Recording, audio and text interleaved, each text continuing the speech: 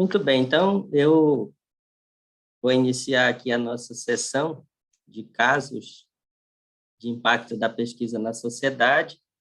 Eu sou o professor Manuel Farias, da Faculdade FIPECAF, sou coordenador da área de Gestão Financeira e Contábil do IMPRAD, no segundo ano, comecei no ano passado, então tem sido uma experiência muito boa aqui participar desse encontro de mestrados profissionais. Eu sou editor da revista FIPECAF também, então nosso foco com a revista é publicar pesquisas que tenham alguma relevância e que possam ter algum impacto nas organizações, nas empresas, etc. Então, nesse contexto aqui se insere essa nossa discussão. E eu também estou num programa no estágio de pós-doutorado na Universidade Mackenzie, discutindo, tratando, pesquisando sobre essa questão do impacto da pesquisa na sociedade. Então, no IMPRAD do ano passado, nós tratamos desse tema do impacto e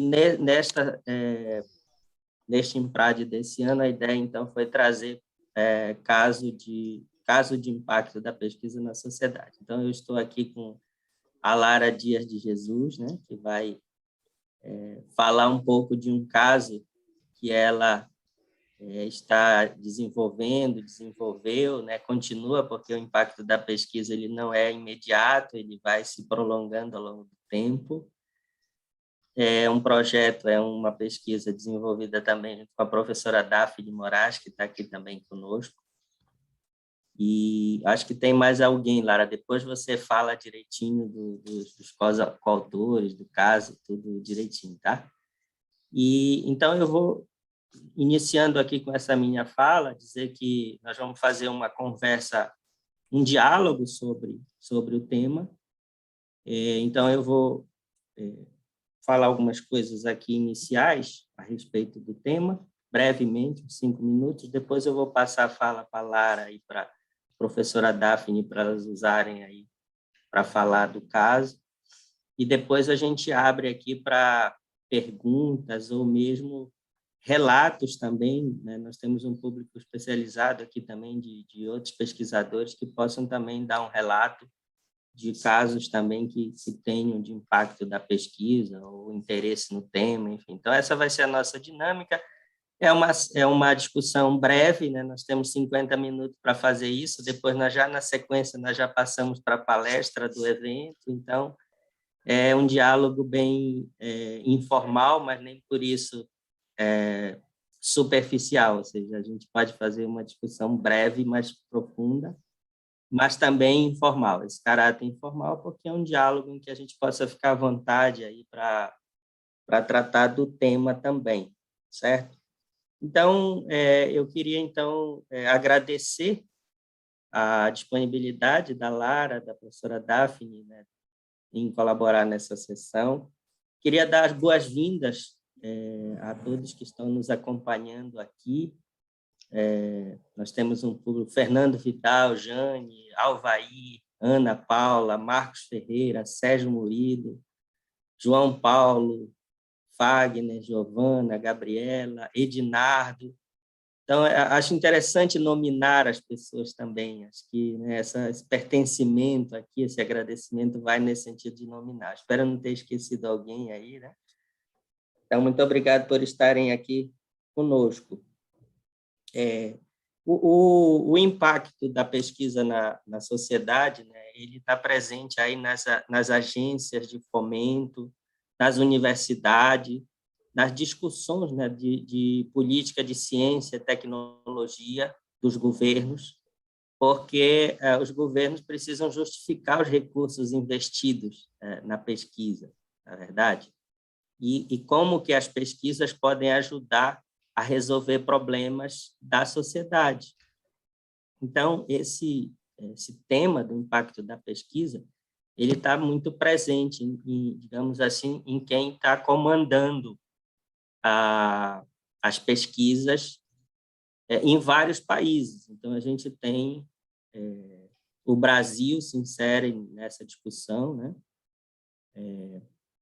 Os países da Europa têm mudado seus critérios de avaliação, de concessão de recursos para as pesquisas, e eles têm basicamente incluído avaliações de impacto da pesquisa na sociedade, incluindo modelos de avaliações diferentes dos que tradicionalmente são usados. De um modo geral, a avaliação das pesquisas é feita pelo seu impacto acadêmico.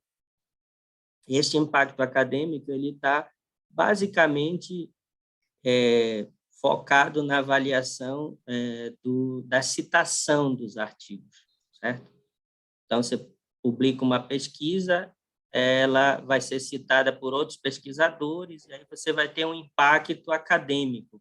Por que o impacto acadêmico? Porque ele está refletindo, está impactando ali em outros pesquisadores, em outras pesquisas. Então, esse é o impacto tradicional, digamos assim, das pesquisas. O impacto na sociedade, ele não é capturado necessariamente por esse impacto acadêmico, porque eu posso ter uma pesquisa com alto impacto acadêmico, uma pesquisa muito citada, muito influente, mas que ela não chega a ter um impacto na sociedade. Então, uma questão importante é o que é esse impacto na sociedade, como medir esse impacto na sociedade, como avaliar esse impacto na sociedade.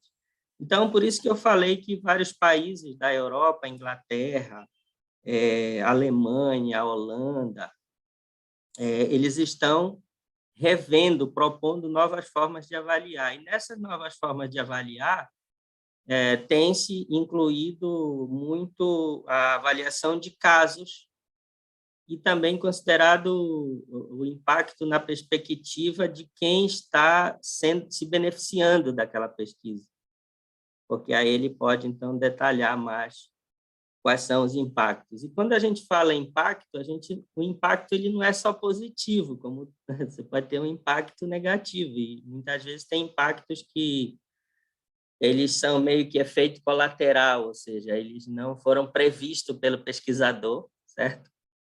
Mas eles também ocorrem, né? Impactos, se a gente pensar em termos de medicamento, esses efeitos colaterais seriam, digamos assim, aqueles efeitos que a gente não gostaria que tivesse quando toma um medicamento, né? Aliás, se a gente fosse ler com detalhe e dar atenção para a bula, a gente desistiria, né, professora Daphne, da maioria dos medicamentos, principalmente os de tarja vermelha e preta, a gente desistiria logo no início. Então, é fato que qualquer pesquisa pode ter impactos, né, efeitos que não são esperados pelos pesquisadores. Então, isso tudo para dizer que o impacto em si ele é algo bastante abrangente, bastante amplo, tá? O impacto na sociedade. Então, a gente tem impactos culturais, impactos políticos, o impacto acadêmico ele não deixa de ser um impacto na sociedade, certo? Mas entende-se que é preciso meio que separar o impacto acadêmico do impacto na sociedade propriamente dito. E como avaliar esse impacto? Então, a gente pode avaliar pelos produtos, né? Por exemplo,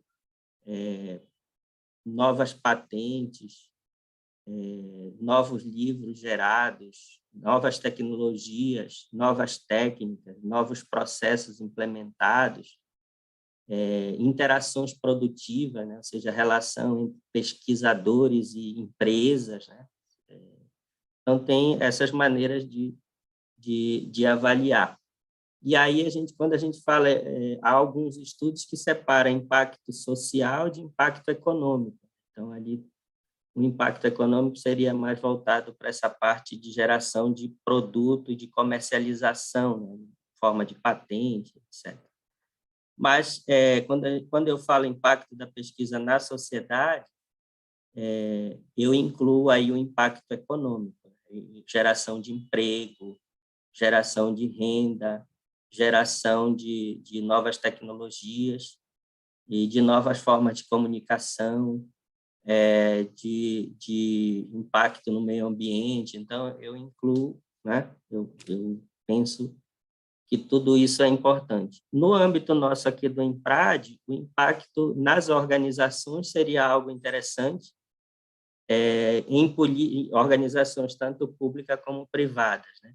Depois a Lara fala um pouquinho com mais detalhes, mas aí, no caso, ela está trabalhando com uma organização que é uma organização pública, é uma empresa, então, não sei se é economia mista, depois ela fala com mais detalhes, né? Então, envolve tanto questões econômicas como políticas públicas, políticas, né?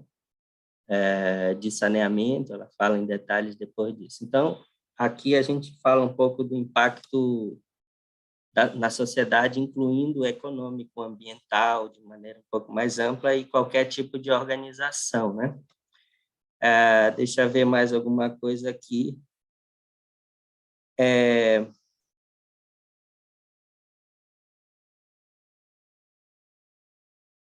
A minha anotação aqui. Bom, então, depois que a Lara falar para nós do caso aí, como eu falei, a gente vai abrir para quem quiser falar no microfone aí, para trocar ideia, interagir aí com as nossas apresentadoras aqui e comigo, para a gente ver o que a gente constrói de diálogo nesse momento e como a gente dá continuidade no próximo IMPRAD, né? Porque ontem, no outro evento, professora Daphne, que era do artigo tecnológico, o professor Gustavo Mota, que apresentou, e o professor da ESPM, o professor Zagallo, né?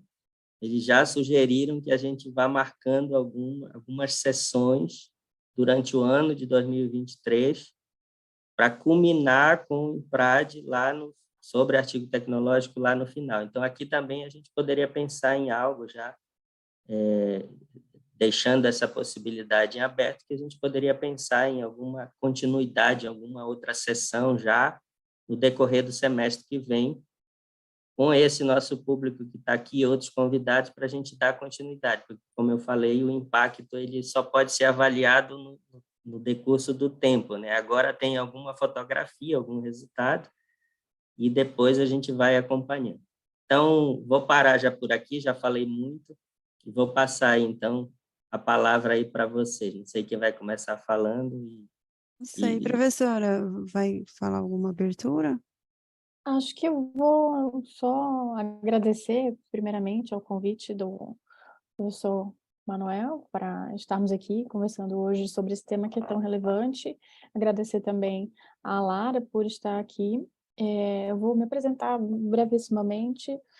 Bem, eu terminei meu doutorado na FGV, na linha de Gestão de Operações e Sustentabilidade. Na sequência, fui fazer o pós-doutorado no COPEAD, também na mesma linha de sustentabilidade, voltada aí para gestão da sustentabilidade na cadeia de suprimento, mas ao longo aí dessa trajetória, muito me via com a angústia, né? Somos cobrados ali em doutorado, enfim, nessa vida acadêmica por impacto, contribuição teórica, mas e a contribuição, né, aplicada, prática e para a sociedade. E nesse trajeto aí, nesse caminho, fui trabalhar com o professor Thomas Wood, que é coordenador do GV Pesquisa, o departamento de pesquisas da FGV, e lá pude começar alguns projetos para avaliar o impacto social das pesquisas do Centro de Estudos da FGV.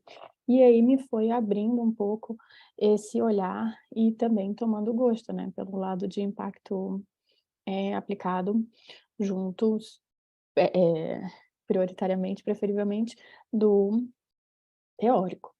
E tive, então, o prazer de ter aí a Lara cruzando aí também trajetória quando cheguei aqui na FEI, sou professora da FEI na linha de sustentabilidade, e Lara é aí a egressa, terminou o mestrado, aluna engajada, acho que tanto teoricamente como na prática e na sociedade, na atuação aí que ela tem. E hoje a gente vai trazer um pouco dessa história que foi o envolvimento dela, né? Tanto com disciplinas, conteúdos, temas, levando alguns conhecimentos e aplicando e criando aí algo novo dentro de onde ela atua. Então, acho que esse é uma abertura rápida aí para me apresentar um pouquinho, apresentar um pouco da Lara, mas vou deixar ela falar, então, do caminho dela e desse trabalho que foi, inclusive, um relato técnico que submetemos e apresentamos ontem aí na sessão da noite. Então, Lara, acho que fica com Bom, você, por favor, fica à boa vontade. noite, gente. Inclusive, assim, eu ainda estou aqui no escritório, tem uma galera aqui passando aqui atrás, relevem, tá bom? Então, assim, muitas das coisas que eu aprendi no mestrado, eu estou trazendo aqui para o time para a gente tentar aplicar, né? E assim, eu não posso assim deixar de falar, assim, claro, a orientação da professora que traz esse embasamento, né, teórico para nós, e assim, a parte prática é a nossa liderança mesmo, assim, como sponsor dos projetos, porque esse que eu vou mostrar para vocês é só um dos tantos assim que foram surgindo por conta da pesquisa, né? A gente tem de diversidade, tem essa parte mais de contratação pública, tem outros tantos assim que a gente já vem desenvolvendo, tá? Aí, assim, o Fagner Sampaio, que está aqui, hoje ele, assim, é coautor desse projeto, né? A pessoa que mais está, assim, operacionalizando mesmo essa tarefa aqui do termo de referência para a sustentabilidade, né? Para a gente melhorar nossas compras. Professora, eu falei que eu não ia passar slide, mas eu vou passar uns slides aqui, mas é 2 ou 3, é rapidinho, Perfeito, acho que é tá bom para bom? ambientar todos, quem não teve aí a oportunidade de Isso, assistir ontem, né? Um panorama em geral. tá Clara, bom. fica totalmente à vontade aí. Você está no palco aí, fica à Tá vontade. bom, obrigada. Então, assim, a motivação principal desse trabalho era incrementar, então, esses termos de referência para as compras voltadas para a sustentabilidade, né? A gente está até falando mais voltada para o ESG, que é o ambiental, social e de governança. Então, assim, não que as nossas compras não sejam boas, né? Já digo nós, porque eu trabalho nessa empresa do estudo de caso, né? Mas porque as nossas compras, assim, naquele modelo tradicional, por muitas vezes elas não agregam tantos aspectos de ESG quanto a gente viu na literatura que poderia, né? E traz resultados positivos. Então, essa foi a nossa motivação. A realização desse estudo, né, é aqui na Unidade de Negócio Norte da Sabesp, que é a companhia de saneamento aqui do estado de São Paulo. Ela é subdividida, a gente trabalha aqui na Norte, que cuida da Zona Norte de São Paulo, e mais 14 municípios, tá, do interior. Então, esse é o nosso estudo de caso.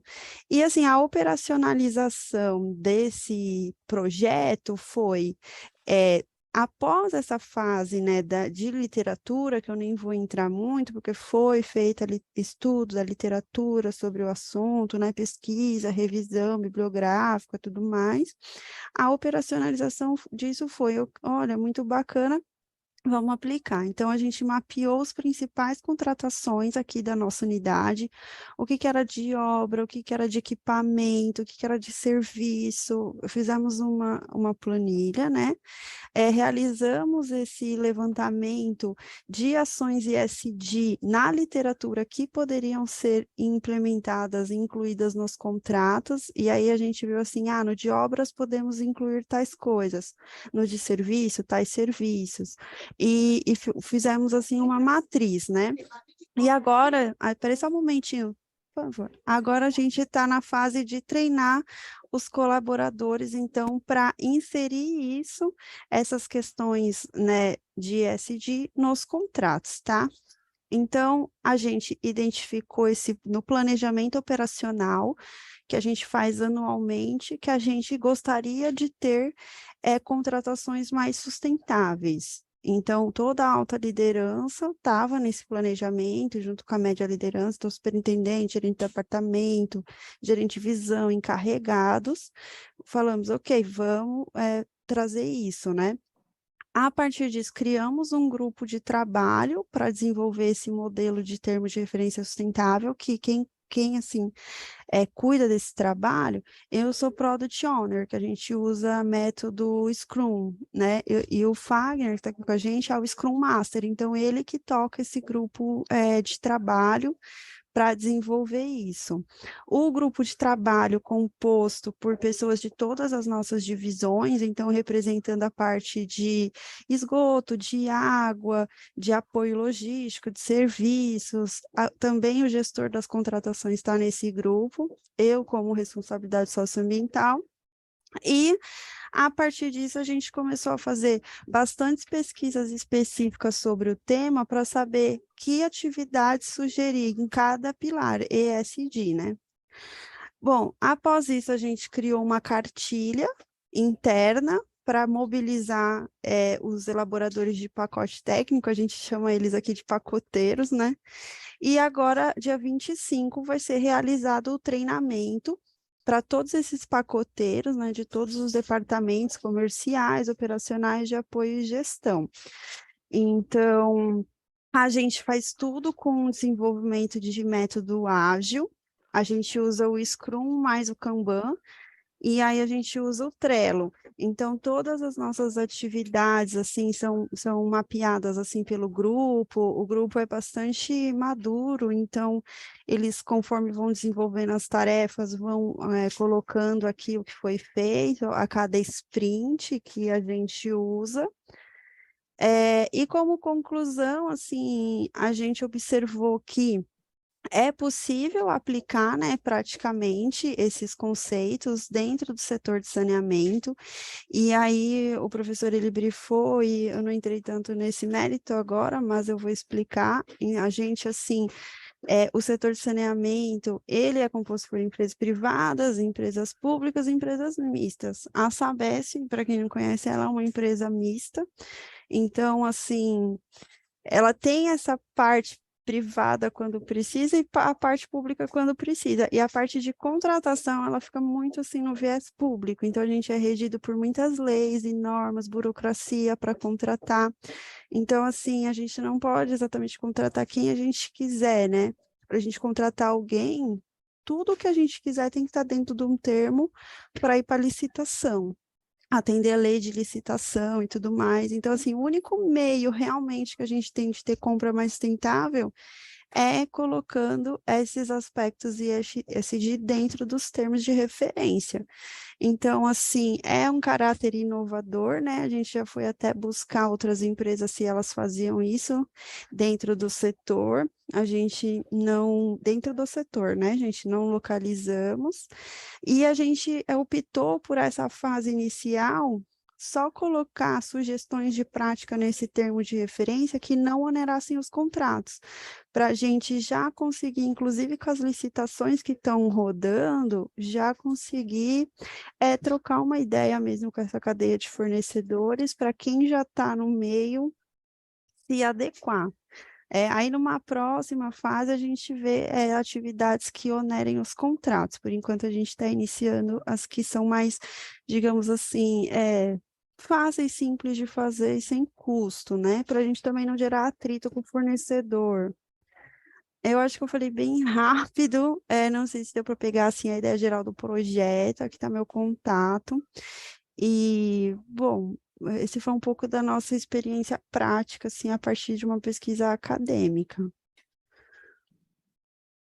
Acho que só para amarrar algo que talvez não ficou aí, é que muitos insights começaram, então, quando a Lara estava cursando uma disciplina inicial do tema de gestão da sustentabilidade, depois toda essa troca aí de bagagem acadêmica com a bagagem prática no dia a dia e no trabalho dela, depois também acho que parabenizar, né, não só o poder de trabalho da Lara no mestrado e na atividade dela, mas também de mobilização. Então, ela percebeu que até para mobilizar o grupo de trabalho, a gente poderia disseminar mais conhecimento, então ela organizou um curso, então, daqui da parte da Fê e da minha parte, foi organizado um curso voltado para compras, então toda a equipe que estava junto nesse grupo de trabalho. O Então, o grupo Scrum. conhecimento foi disseminado e depois eles conseguiram aí tocar a implementação.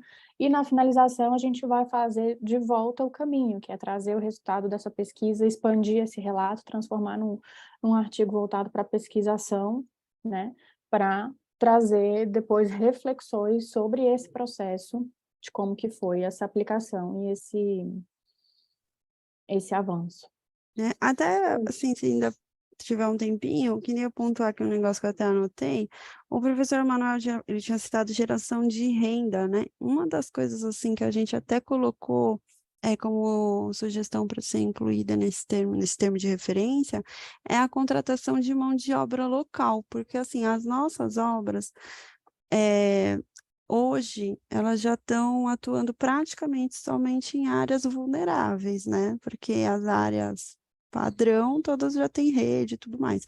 Então, assim, a importância de contratar a mão de obra local para a geração de renda das nossas comunidades também é uma coisa que a gente está colocando nos termos, assim, porque isso não oneraria o contrato e ainda beneficiaria o local, né?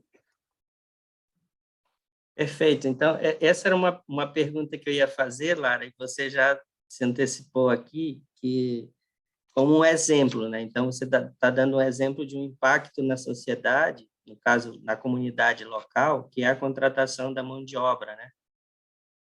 Você deu um exemplo aí de um item que vocês conseguiram incluir no termo de referência de compras sustentáveis sem onerar o contrato, correto? Isso. Outro que a gente também está incluindo nos termos é a questão da destinação de resíduos adequadamente, né, seguindo a política de resíduos sólidos, porém, sempre que possível, priorizando o destino para cooperativas, porque aí a gente também consegue impactar esse pessoal de cooperativas, então também não há custo nenhum nessa ação. Perfeito.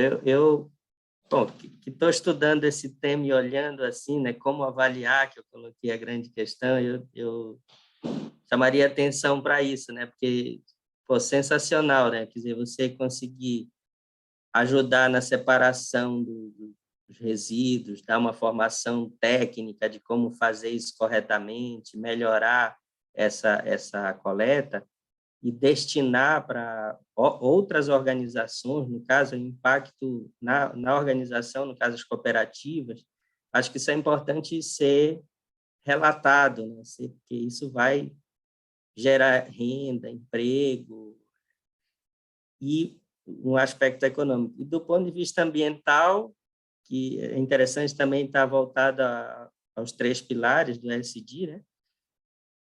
Enfatizar também essa questão do impacto no meio ambiente, né? Por isso que, como eu falei, o impacto ele tem essas dimensões todas, né? E a gente conseguir identificar cada dimensão dessa, acho que é algo interdisciplinar, né? Então, às vezes, Lara, a gente faz coisas e na hora da gente relatar, isso acontece, né, professora Daphne, com nossas atividades de extensão, de pesquisa, de ensino na faculdade, né? A gente às vezes deixa passar algum relato. Então, acho que dando essa ênfase aí, né? E você já se antecipou aqui me respondendo nesses impactos. Sim, acho que tem alguns outros, não sei se de repente depois o Fagner lembrar, puder ir colocando aí pra gente no chat, mas outro que eu lembrei aqui agora que a gente colocou que também não onera é a questão da diversidade. Então, sugerindo que as empresas façam contratações focadas, né, em um ambiente diverso, então isso a gente também colocou lá. E uma questão assim que, bem lembrado para a professora, foi a questão de mobilizar primeiro o grupo antes da gente mobilizar os outros que iriam fazer, né? Fazer esse grupo acreditar que, né, seria possível. Então, eles fizeram esse treinamento para poder fazer o repasse. Isso também foi bastante importante, assim, para a gente tentar entender todas essas métricas e aonde a gente poderia chegar, né? E aí tem uma outra coisa que até eu vi que está ali no chat, que tem a ver com o que foi o diálogo com o fornecedor, né? A princípio, esse diálogo com o fornecedor, ele nem existiria assim diretamente, né? A gente faz o termo, lança lá na licitação, muitas vezes vem fornecedores que a gente nem, né, conhece. Mas, conforme a liderança assim, foi engajando, eles também foram se engajando no projeto, né? A gente ia apresentando, né, por trimestre o avanço, né, no projeto, e aí, acho que mais ou menos lá para o meio do ano, junho, julho, agora eu não vou lembrar exato, o superintendente falou assim, bom, então, não vamos esperar a licitação, façam visita nos canteiros de obra dos contratos que já estão rodando e vejam o que vocês podem adequar. Então, a gente visitou os canteiros, a gente falou lá com o gestor, o engenheiro gestor dos canteiros, e já conseguimos fazer algumas mudanças nos contratos já existentes. Então, assim, esse é mais ou menos a comunicação que a gente tem com o fornecedor. A gente só se aproxima mais deles depois da licitação. Então, a compra já realizada, né? Para já realizada. Mas Isso aí, para no contratos caso, maiores, né? tá, mas aí, no caso das compras que virão, aí já está no edital, já vai aparecer as Isso já vai estar no informações que estão edital. incorporando, certo? Isso. Aí teve um caso, assim, bem específico, que foi bastante interessante, porque tinha acabado de sair a licitação, o fornecedor tinha acabado de ser contratado para uma grande obra nova e ele ainda ia começar a montar o canteiro. Então, tipo, ele foi contratado numa fase anterior a sair esse nosso termo sustentável, mas ele ainda não tinha começado a construir o canteiro dele. Aí a gerência conversou com o gerente lá do fornecedor e falou assim, olha, nossa turma está desenvolvendo um trabalho assim, seria importante se você já desenvolvesse pelo menos o canteiro construído sustentavelmente. E aí o próprio canteiro já foi construído lá em Guarulhos. Ele já foi construído assim com baias, né, de resíduo, com horta comunitária, tem lâmpadas assim, de PET, então assim, já tem algumas coisas assim. Legal. E essa ação aí, essa negociação, ela mostra aí que a própria execução do contrato, mesmo ela já tendo sido contratada, é possível você ali já negociar algo que possa ter um impacto já, né? Quer dizer, que não é só a burocracia de estar na regra ali no termo, mas sim a negociação já direta, que também evidencia digamos assim, uma cultura do próprio contratado de aderir a isso. Então, acho que esse aspecto cultural também é importante ele ser ressaltado, porque me parece que há uma disponibilidade, uma disposição dos agentes em aderir a essas boas práticas, eu diria, não é? Isso eu acho que é algo É, que pode ser evidenciado como um resultado da experiência também, né? De que a E essa legal. cultura é capacidade de favorável, você influenciar, não né? acha? Uhum. A capacidade de influenciar também, né? Legal. Então, essa pergunta que a Lara comentou aqui do chat foi do Marcos Ferreira de Magalhães, né? Então, obrigado, Marcos, por estar aqui conosco, né? E poder aqui dialogar com a Lara e com a professora Daphne. Se mais alguém quiser falar no microfone ou escrever no chat, aí esse é o momento, né? Mas nem tudo são flores, gente, tem coisa que é difícil. Mas Boa, boa. aí a gente vai indo, vai indo.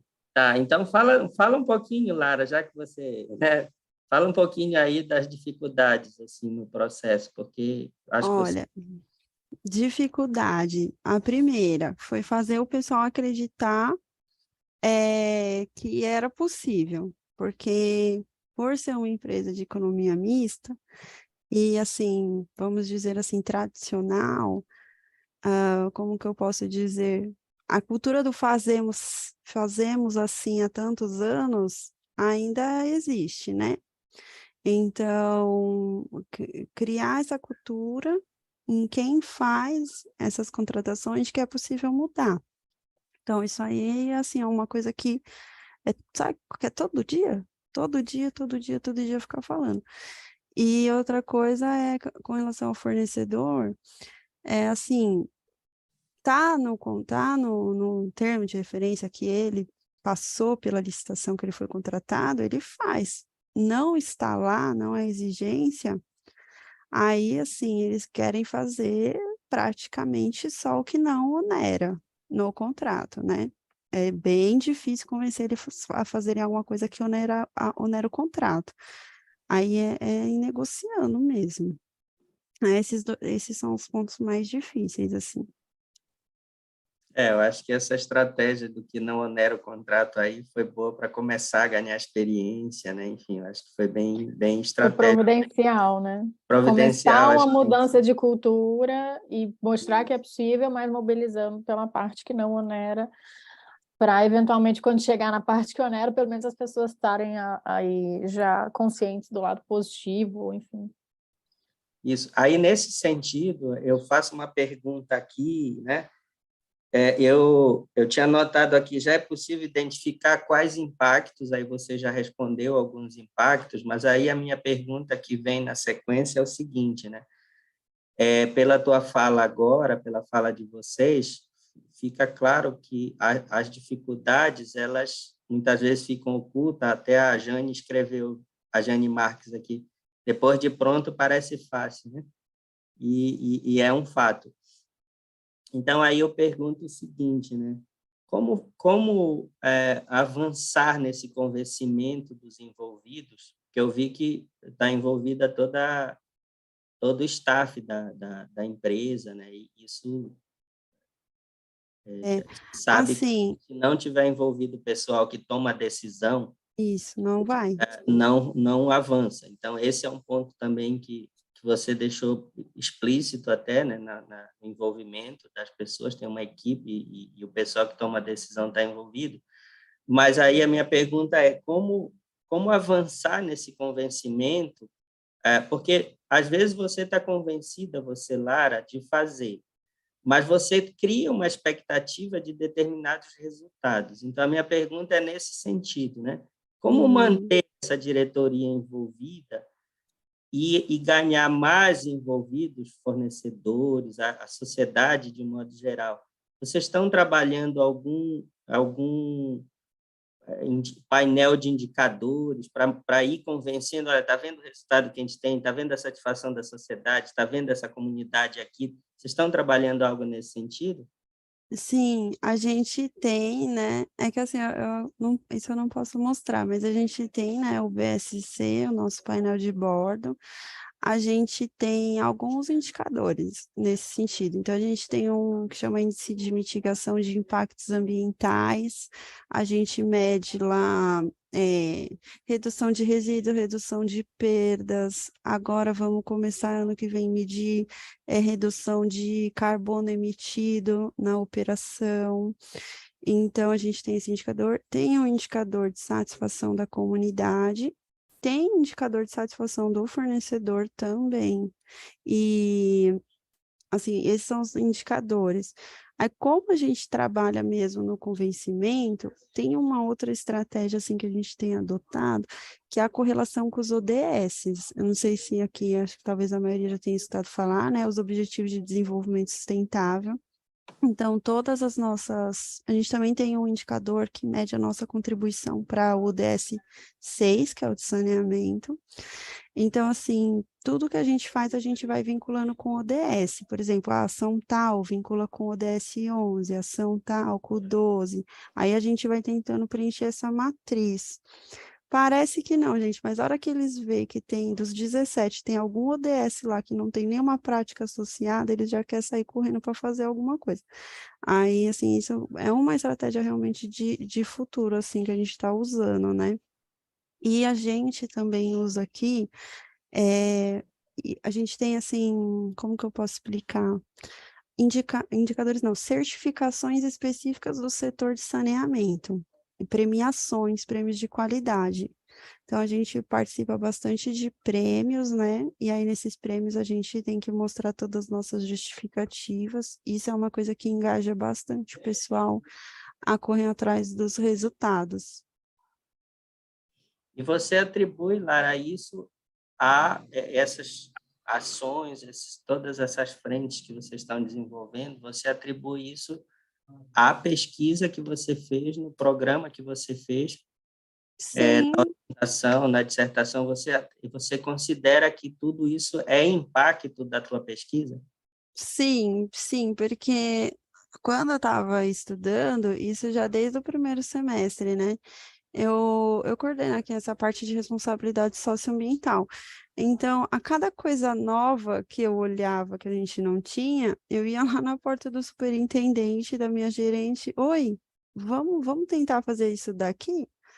Aí, assim, oi, vamos tentar fazer outro? E nisso a gente trouxe muitas coisas. Teve um outro trabalho que foi até com outro professor que a gente conseguiu implantar uma geração de cashback nas comunidades por conta de resíduo sólido. Teve o da diversidade, que a gente conseguiu implantar também, porque a gente viu que não tinha. E aí, na pesquisa, a gente viu que traria resultado, inclusive financeiro, que é uma coisa que brilha muito os olhos dele, é você mostrar que tem impacto financeiro. E teve esse do termo de referência. Então, assim, tudo por conta das pesquisas mesmo. Porque eu também, gente, eu não conhecia. Muitas coisas eu não conhecia. Para mim, foi um mundo novo quando eu entrei no mestrado. Eu ficava até olhando, assim, eu falava, misericórdia. Aí eu sempre ia tentando trazer as coisas. Às Poxa, vezes eles falam que não, né? Mas às vezes eles falam que sim. Aí é bom. sim. Eu fico aqui já pensando, né, explorando aí a Lara aqui direto, eu tenho certeza que a professora Daphne ficou aí muito gratificada assim por esse resultado, né? Porque ela desenvolve um trabalho no programa ali, os professores e isso não tem preço, né, professora Daphne, esse resultado, né, que aparece. Então, imagino que Verdade. Eu falo para a Lara que eu não sei se a contribuição que eu dou é o suficiente, mas é ficar no pé dela, né? Eu falo, Lara, isso é muito interessante, vamos fazer, mas ela também é super engajada, como você está vendo, proativa, e aí sim, fica, acho que uma no pé da outra, legal. mas E com bons você tem frutos. razão, né, Lara? Quando, por exemplo, eu às vezes estou por aí consumindo alguma coisa e vou descartar algo que é reciclável, e aí eu pergunto, cadê o reciclável? Não, joga tudo ali junto, orgânico. Então, assim, dói, assim, né? Você vê. Então, se você poder fazer no local de trabalho seu essa transformação é sensacional. E, Uhum. Lara, a gente já está aqui caminhando para o nosso tempo, né? Para a gente seguir, como eu falei, para outro. Ainda não é a minha fala final, ainda tem mais uma última questão aqui, que é o seguinte, né? Uma coisa que é interessante em pesquisa de modo geral, mas nesse caso aqui mais específico, é a questão da replicação ou da aplicação disso em outra empresa de saneamento, alguma coisa. Vocês visam isso quando vocês relatam, quando vocês estão pretendendo relatar as dificuldades, essa narrativa rica, para que outras empresas de saneamento, inclusive do governo, né, de outros estados ou mesmo aqui municipais, vocês visam isso, vocês têm contato? Eu acho que isso que é interessante, né? Porque compartilhar o conhecimento é tentar dar caminhos, não que ele vai customizar, né? Vai adaptar para cada realidade, isso é um fato. Mas esse Uhum. caminho assim, que ele está discutindo aqui, vocês visam isso? Tem alguma Ah, coisa? a gente visa, assim, a gente está aberto a receber benchmark, né? A fazer também benchmark, a gente visa. É, nesses prêmios do setor de saneamento que eu comentei, as próprias empresas, como os relatórios são divulgados, elas meio que já têm uma noção do que uma outra está fazendo. Aí, assim, tem feiras também de saneamento que as empresas se encontram. É um setor, assim, bastante, como que eu posso dizer, interligado, o setor de saneamento. Normalmente a gente sabe, assim, o que um outro está fazendo. Mas, nossa, seria maravilhoso se outra empresa replicasse nosso trabalho, né? Até agora, eu não sei de outra empresa de saneamento que faça esse trabalho dessa forma. E Eu voltando acho que para transpor isso de volta, né, da prática para a teoria, a gente está aí planejando, como a Lara falou, ainda tem esse processo final de disseminar, de treinar, mas estamos aí registrando tudo e planejando para depois termos aí uma publicação voltada para pesquisação, né? Assim, o fato de você criar uma intervenção, atuar nisso tanto na prática como com reflexões aí de contribuição teórica. Perfeito. Isso. O Ednardo escreveu aqui: parabéns, Lara. A contribuição do Obrigada. mestrado com o resultado das pesquisas tende a moldar a nossa atuação e causar estes impactos nas organizações. Então, obrigado, Ednardo. Eu não sei Obrigada. como que está o planejamento de encerramento, eu peço desculpas, eu já tinha comentado aqui com o professor Manuel que eu já vou Sim. fechar aqui e entrar na sequência em sala de aula, vou precisar pedir licença, mas sei aí que vai seguir nos trâmites finais de encerramento, mas agradeço muito a oportunidade e estou à disposição aí para próximas ocasiões. Boa noite para todos. Professora, eu que Boa noite, agradeço aqui, professora. essa joia que vocês trouxeram aqui para a gente. Boa aula. Muito obrigada. E assim, até assim falou do setor, mas é possível replicar em outros setores também, né? Porque a matriz ela está muito prática mesmo. É que eu não estou com ela aqui para mostrar para vocês, mas é um Excel. É um Excel gigante. Uhum. E com a cada linha de atividade, a gente escreveu lá, a gente, Fagner, é que ele teve que sair também, escreveu lá em qual contrato aquilo remeteria. Então, o pacoteiro praticamente ele só vai clicar na linha e copiar no contrato, assim, ficou bem prático. Bem prático. E fazendo e ligando ou com ODS ou e dentro do SG, né? Então, fica bem É legal. isso. Bom, eu não poderia, acho que não poderia ser melhor, viu, Lara, assim, trazer esse caso aqui, né? Porque, inclusive, ele está em andamento, né? E a riqueza dos detalhes que você deu aqui, você falar que esse aqui eu não posso falar, mas Uhum. eu acho que você falou o que é necessário, o suficiente, porque, na verdade, não é um dado específico, um indicador que está gerado lá, que é interno, mas sim a metodologia, né? E então eu Uhum. te agradeço por isso. Eu peço aí as tuas considerações aí finais, né? Ai, gente, obrigada. Obrigada, professor Manuel. Obrigada, pessoal. É muito legal falar desse trabalho, assim, a gente vê uma luz no fim do túnel, né? Imagino que todo mundo aqui é pesquisador. Eu não era, gente, eu era totalmente operacional. Eu me vi num mundo totalmente novo e fui tentando dar um jeito de aplicar as coisas que eu olhava, né? Então, assim, foi muito bom e agradeço estar aqui. Eu também agradeço. Acho que esse espaço aqui, eu acho que o Imprad foi premiado, as pessoas que estiveram aqui. Eu fiquei muito satisfeito de aprender um pouco do caso, de ouvir. Já vou ficar na expectativa das produções que vêm, né? Que vêm as produções, os relatos formais por escrito. Agradeço, Lara, a você. A professora Daphne também, aqui o vídeo está sendo gravado, então vai ficar nos anais aqui do evento. Então, é uma grande contribuição para o nosso público. Eu agradeço aqui todas as pessoas que participaram aqui, né? E um público interessante aqui dentro do escopo do evento. E, mais uma vez, Lara, obrigado, parabéns pelo que você está desenvolvendo, e eu também estou à disposição, me coloco à disposição para o que vocês precisarem, se eu puder ajudar de alguma forma, tá? Então, vamos para o próximo evento. Um abraço a todos aqui. O pessoal escrevendo os parabéns aí.